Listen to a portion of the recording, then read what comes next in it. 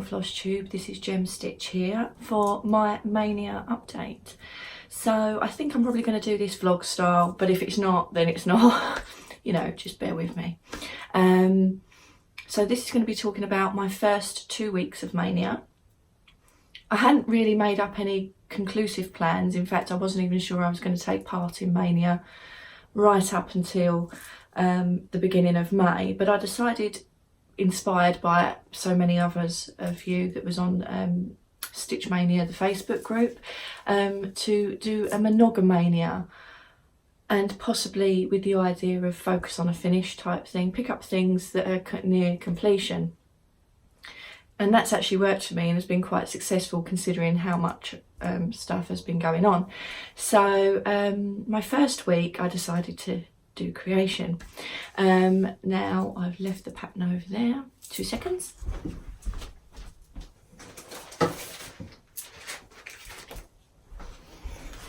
Oh, sorry about that.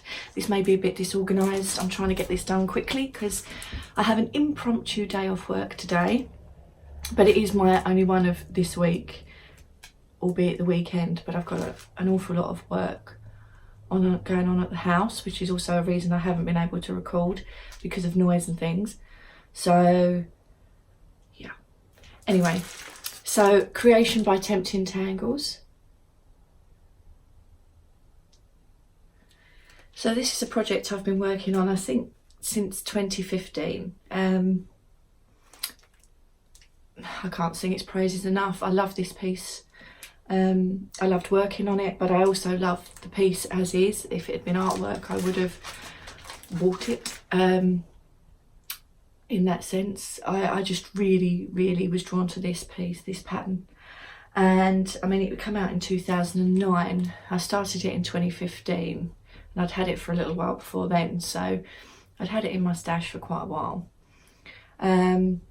And I finally took the plunge and started it, and it's been one of those things where it's not all quickly pick it up and stitch. It's not because it's complicated, but particularly in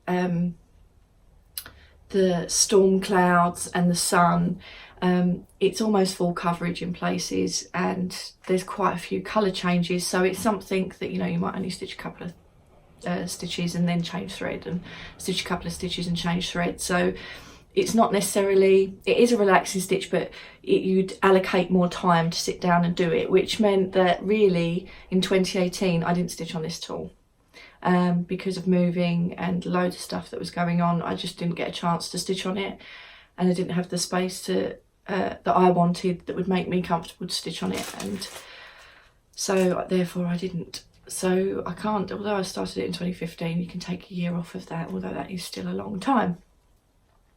So this was my oldest work in progress, my oldest whip. And in the first week, as a lot of you may know, I actually finished it. So I will be framing it, that's exactly what I want to do with it, but I haven't had it framed yet. So this is the piece in its entirety. I stitched it on 35 or 36 Edinburgh Linen. I stitched it on Edinburgh Linen, and I stitched it 2/2 in most places, unless it requested that you didn't in the pattern. So my satin stitches are a little bit wonky. These were one of the first ones, I think these were the first satin stitches that I ever did, and I was tempted to take them out, but I actually think it's the linen that's slightly off count. I'm okay with them like that. It's absolutely fine. There are some embroidery stitches in it, or speciality stitches, but the instructions are quite clear, and there's so much information on the internet now that you could just look it up if you're not sure and see how other people are doing it. You've even got YouTube videos. So yeah, I mean, there are a lot on here that is freehand embroidery, really, I think. So ultimately, as long as you're happy with the way it looks, which is what I've been saying, people that have asked, it doesn't matter. They're not necessarily building on other stitches. As long as you're pleased with how it looks, that's all that matters, really. So it's the book of Genesis, and it says, in the beginning God created the heavens and the earth. Now the earth was without form and void, and darkness was on the face of the deep, and the Spirit of God was hovering over the water, and God said, let there be light, and there was light.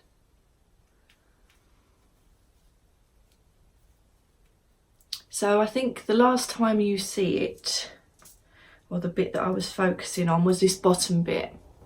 And I'd finished the sun. Obviously, technically, the last stitches that I put in are my initials, which are here and the year, but this was the bit that I was focusing on. So let's show you, because I think this is the bit that a lot of people go, whoa, I'm not too sure about that bit, but honestly, if I can do it, you can do it. It did take me a long time, but then I was rereading and making sure. So, and my nails are disgusting, so don't take no notice. It's this, so I finished off all the cross stitch here. It's this bit that I think makes people think, woohoo, not too sure. Basically, this is blanket hole stitch. Blanket stitch. And you're just doing it so that it tapers round, so it creates the scallop shell. And it's these starfish. Now mine are a bit mega. I do understand that. Especially the sea snail has gone a bit more prehistoric than potentially the pattern called for, and is rather large, but I love them. And they did take me a long while, and they're not hard to do actually at all. So you create a disc underneath. It gives you instructions. So you create a disc underneath, and then basically the arms, not the legs apparently, the arms of the starfish, you just whip stitch around. And you create, if you do a couple more whip stitching around the centre of the arm that comes out, because what you want to do is create the taper, so that it goes fat to thin, so that you create the starfish. And then you've got that's a bullion stitch. That is a little bit more tricky, I'm not gonna lie, and I didn't really have a milliner's needle, and it was one of the last things I was doing, so I can't say whether a milliner's needle would make it easier to do. By all means, get them. I used a beading needle, because a milliner's needle, the eye and the needle are exactly the same width. There's no fat bit where the thread goes. So that helps create, when you're creating the bullion stitch, it helps create an even kind of bullion, I suppose. Yeah, mine turned out a bit more prehistoric than I was intending, but I'm totally happy with it, and I'm just really proud of myself. So, but this looks, if you actually look at the pattern, this looks a lot more intricate than it actually is. The pattern does break it down. So my first week of Maynia, Monogamania, but with a focus on a finish, is done. And I so love this piece, so proud of it. So obviously I've put my initials with the last things I stitched, because I always worry. Yes, I know that kind of is the initials for Great Britain as well. It's just how it's worked out in life. But I always worry that if I put the date in, something will happen and I won't finish it in that year. So, but I'll put 2019 there as well. So I'm looking at frames and things and making decisions. I'm thinking that I'm going to frame it myself, and I'm probably going to use mats, which is another thing I've not used before. But before I order such a large frame, I think I'm going to try it on a smaller piece, and order a custom frame and all the bits to go with it, and then just see if it's exactly what I expected, and then go ahead and order the larger piece for creation.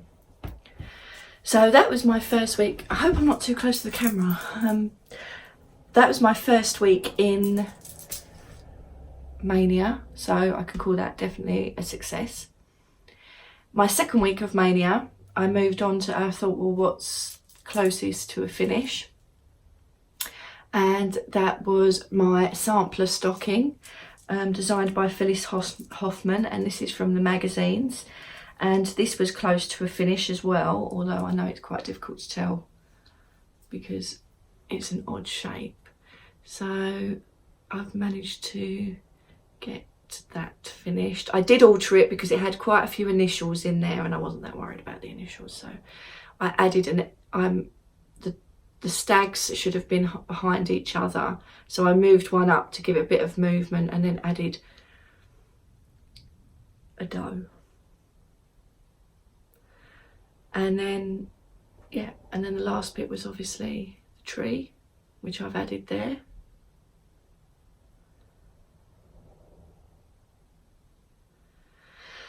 So that was my second week in Maynia, and I did finish that at the weekend, which I was really pleased with and excited about.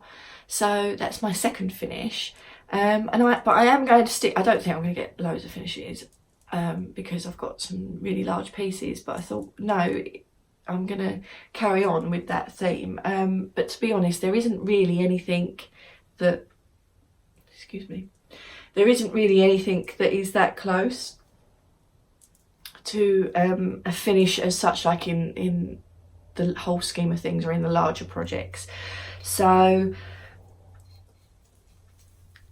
I just spun the wheel, my tiny decisions, which is what I normally use because I enjoy all my projects. So it's, unless I'm focusing and have a set pattern, that I might be sticking to, a set rotation, I enjoy all my projects. So I don't sort of, I know some people will say, oh, I spin the wheel and then if I don't like that one, I spin it again.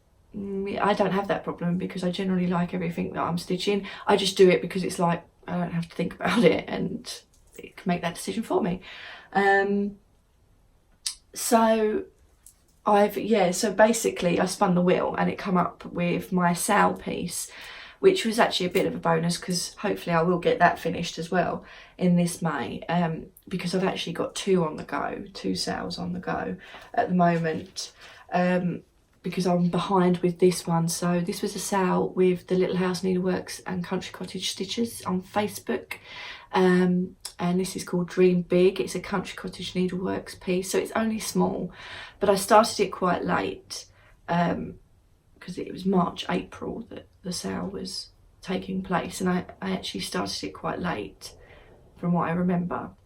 But also I went to the Milton Keynes retreat, which I know I haven't vlogged about yet, but I also went to the Milton Keynes retreat and I wanted to do a new start there too, which was the Quilting Bee by Blue Flower Designs. So I've gone back to, if it's that both of them technically come under a sail. So I'm stitching this. This will be solely what I'll be stitching on until it's finished, and then I'll just probably move on to the Quilting Bee and do that. I doubt I'll get both finished in May, but it sort of puts me back on track as such. The only kind of thing that in my head that I've got sort of mulling around is, because it was Monogamania, obviously I have ornaments, seasonal ornaments and a seasonal piece that I stitch, and I thought, well, do I include them as such, or I'm not sure how that works. So I haven't at the moment, and I've only stitched monogamously on each individual piece. So, but then that kind of means they miss out on a month. Don't know how that's going to work moving forward, but you learn these things. So yeah, this is rather short, which is probably a bit of a bonus, and that's where I'm at. It's Tuesday the 14th of May, so I'm in what I would class, I know this is technically your second week, but I would class it possibly, it's the third week which has a May date. So I'm going to be working on Dream Big by Cottage Needleworks. I haven't got an awful lot left to do. Let's just take it off. There you go. So I've got Dream to continue the border underneath.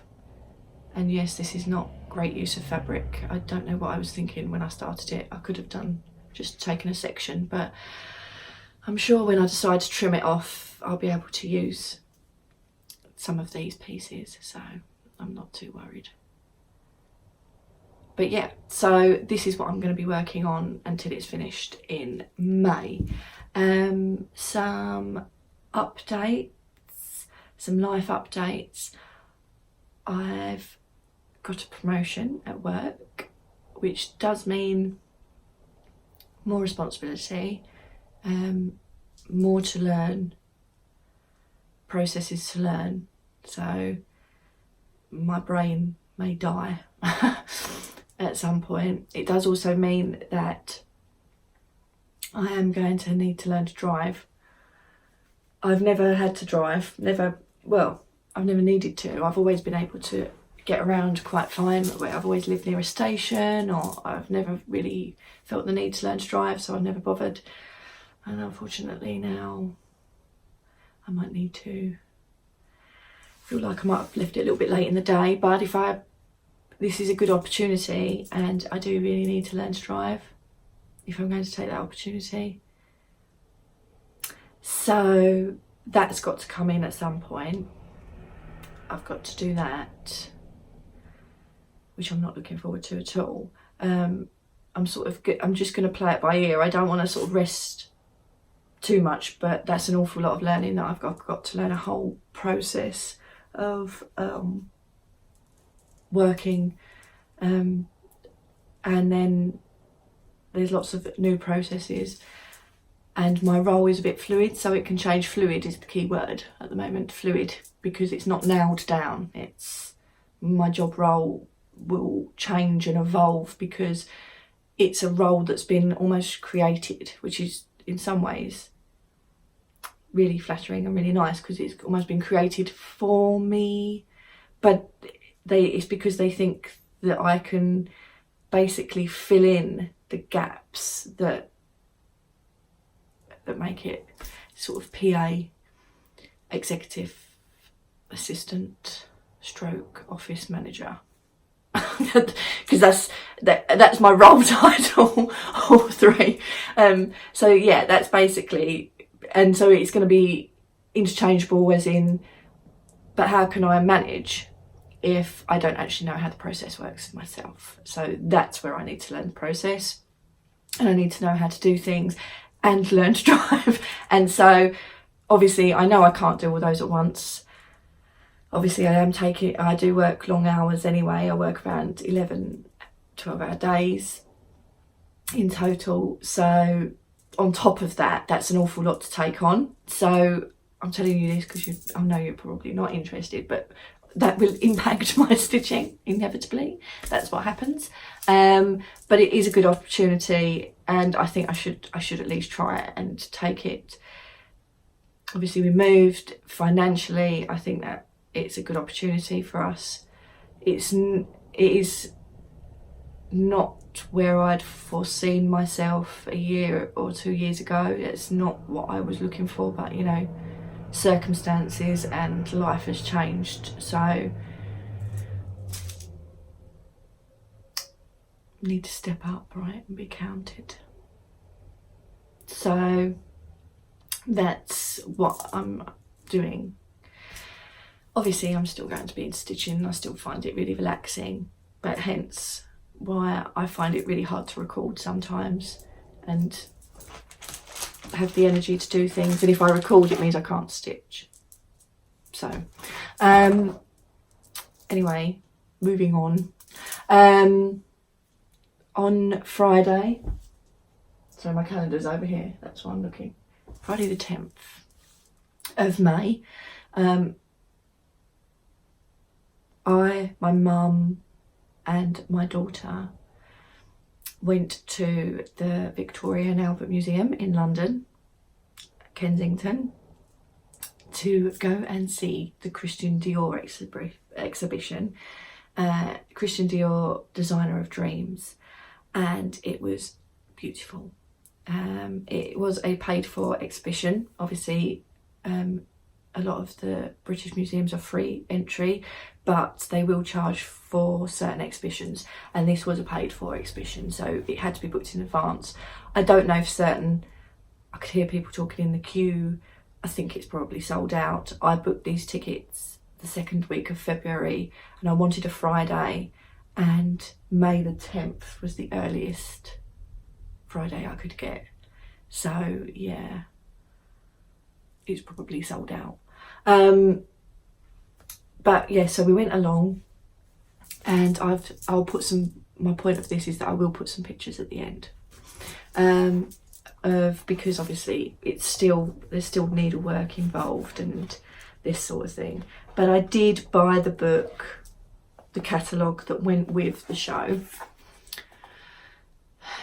So nice hardback book. If you get it from the V&A, it's £5 cheaper, otherwise it's £40 it's retailing at. But it is a nice hardback book, and it's quality paper, obviously, because it's the photos. So this is one of my favourites actually, the Debussy dress. Oh. And there's a picture of the model wearing it. So that was the Debussy dress, Christian Dior, 1905 to 1957. Obviously that was him. It was the Couture Spring Summer 1950. It was backstage at the Savoy Hotel was where the picture was taken. And it goes into detail about what's on the dress.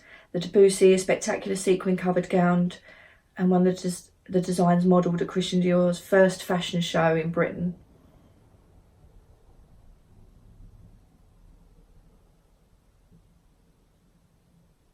So the prima ballerina Dame Margot Fontaine, I may not have got that right. Fontaine, an early Dior client, ordered this dress for the Paris salon and later donated it to the Fashion Museum along with several other outfits by Dior. So yeah, that was stunning. All the dresses are stunning, I'm not gonna lie. But this dress is beautiful. So you've got silk and metal thread, which is obviously, see, relevant to stitching. That's the outfit that,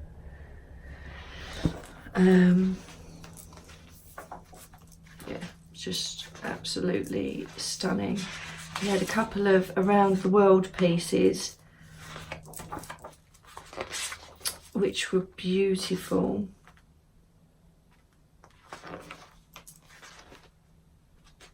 This one particularly.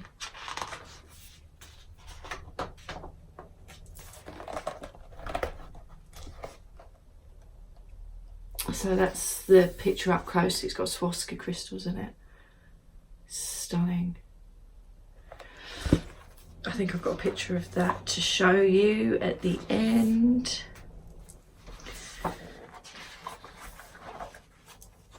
But yeah, I mean, the whole exhibition was laid out beautifully. If you've got tickets and you're due to go, don't second guess it, go. They're beautiful. They are works of art. And obviously so many of our top designers now actually have come out of the house of Dior. Yves Saint Laurent,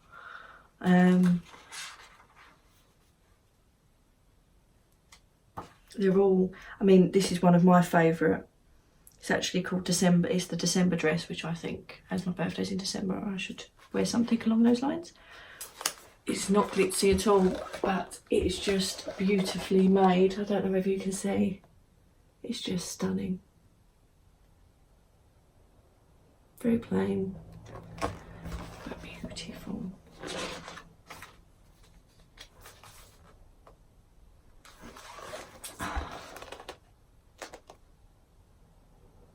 So this book is lovely. If you particularly, I mean, it has got a lot of information. It tells you what the dresses are made of.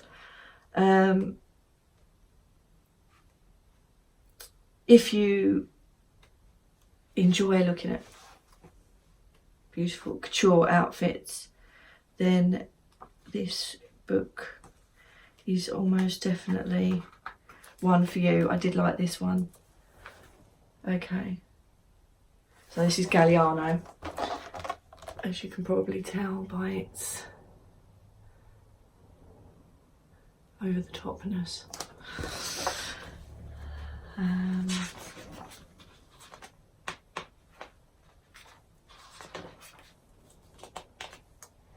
This coat, and the mannequin had a top hat on. I'd wear that coat. I would wear that coat. Stunning. It's very me.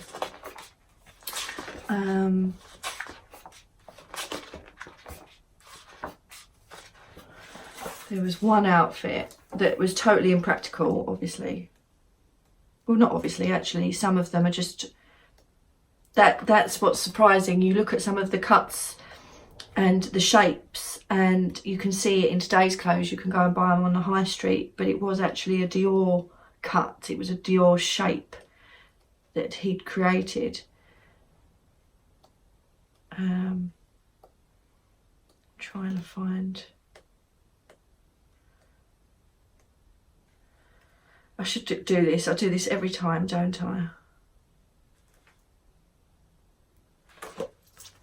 Okay, so that's this is the dress I was talking about, but this dress is there. So this is Princess Margaret, sorry.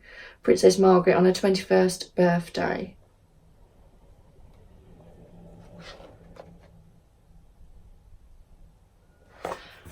And that dress was there.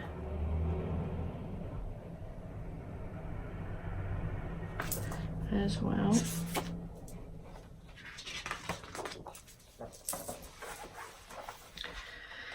Oh, typical, can't find what I'm looking for.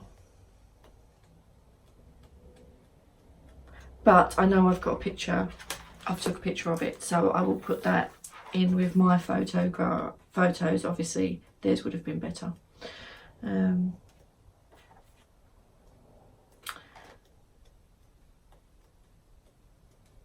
But yeah, absolutely stunning. I liked the in the garden bit. They had loads of wisteria coming down from the ceiling. And then this dress was pretty. And that effect of the like flower petals was actually all done with coloured feathers, which you can see there. Just fabulous. Absolutely. And I really liked this. And I think it could hide a multitude of sins, but it looks like an iris or a tulip, doesn't it, that dress? That's really good. And then tapestry style dress, so you can see that there. That's the dress in its entirety. So yeah, if you've got tickets, I highly recommend that you go, or if there are any available and you're quite flexible on time, then definitely go. It's definitely a trip worth taking. Didn't get to have a look around the rest of the museum.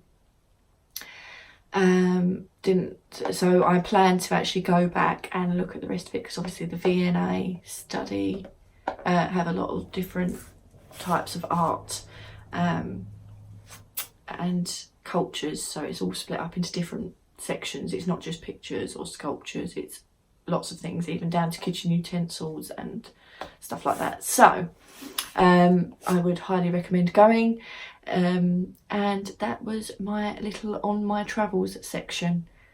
I may break that off, I'm not sure. Anyway, thank you Flosstube for watching, and I hope you find my progress interesting on my stitching and what I've been up to. But thank you very much for supporting me.